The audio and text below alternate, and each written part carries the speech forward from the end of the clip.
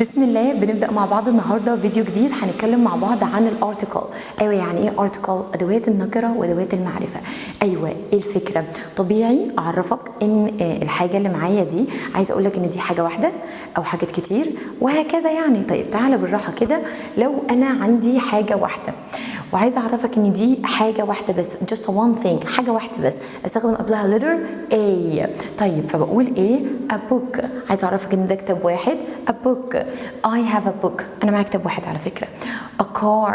عربيه واحده بس، a car. I have a car. أنا عندي عربية واحدة. a bag. دي شنطة واحدة، a bag. طيب I have a bag.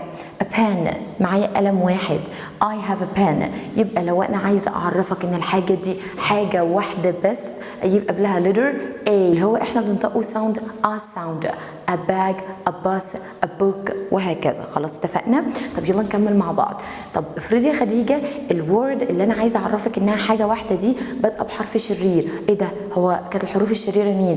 A, E, I, O, U. برافو عليك. الحروف الشريرة كانت ال A وال E وال I وال O وال U. إيه ده؟ ودي تفرق؟ طبعا تفرق. تعالى بص معايا. يعني الكلمة لو بدأت بحرف شرير vowel A E I O U أعمل إيه؟ أجيب A ولا أجيب an؟ أجيب إيه بالظبط؟ قال لك بالراحة كده، هو الطبيعي الحاجة الواحدة بنجيب قبلها letter A. حلو. طب إيه اللي حصل؟ قال لك بص بقى، طيب هي بادئة بحرف شرير وأنت عايز تجيب letter A، ما هو letter A شرير وletter A شرير، الاتنين أشرار فهيضربوا بعض. قال لك لا، ساعتها نادي letter N وساعتها تبقى an. فمثلا apple بادئة بلتر A، ال A ده شرير، اوكي، يبقى اجيب ايه؟ an apple. I have an apple. انا معايا تفاحية واحدة. egg مثلا بادئة بلتر A E، ال E ده طيب ولا شرير؟ شرير، يبقى هنجيب قبلها an egg. I have an egg. انا معايا بضاية واحدة. ice cream. ايه ده؟ هي بادئه بايه؟ باي. الاي ده طيب ولا شرير؟ برافو عليك، ده شرير، فاقول ان ايس كريم. اي هاف ان ايس كريم. اورنج بادئه باو، لتر او ده شرير، يبقى نقول ان اورنج. اي هاف ان اورنج. ان امبريلا. I have an umbrella. يبقى الورد لما تكون بادئه بلتر شرير A E I O U ساعتها هنجيب قبلها A ولا an؟ برافو عليك، an. نكمل درس النهارده. عندي article اسمه the هو اسمه ذا. التي اتش هنا الساوند بتاعها ذا. اوكي، طيب تعالوا نرجع لموضوعنا. ذا دي معناها ايه بالعربي؟ الف ولام، عادي خالص، الكتاب، الكراسه، الشمس، القمر كده يعني. طيب بستخدم ذا دي ليه؟ بص، ابسط الحاجات عنها بالراحه كده، اهم استخدامات. اول حاجه لما تكون عايز تعرف الحاجه، الكتاب the book، الكراسة the notebook، الولد the boy، البنت the girl، القطة the cat وهكذا. نيجي بعد كده، اقدر استخدم ذا دي ليه؟ كمان تقدر تستخدم ذا لو الحاجه اللي انت بتتكلم عليها انا وانت عارفينها. يعني ايه عارفينها؟ يعني انا فاهمه انت بتتكلم عن ايه وانت متاكد ان انا فاهمه ان انت بتتكلم عن ايه، فطبيعي يعني مش محتاجه ارغي كتير.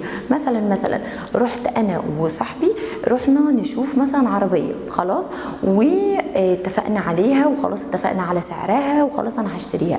فتاني يوم بقول لك ايه؟ بقول لك I bought the car yesterday.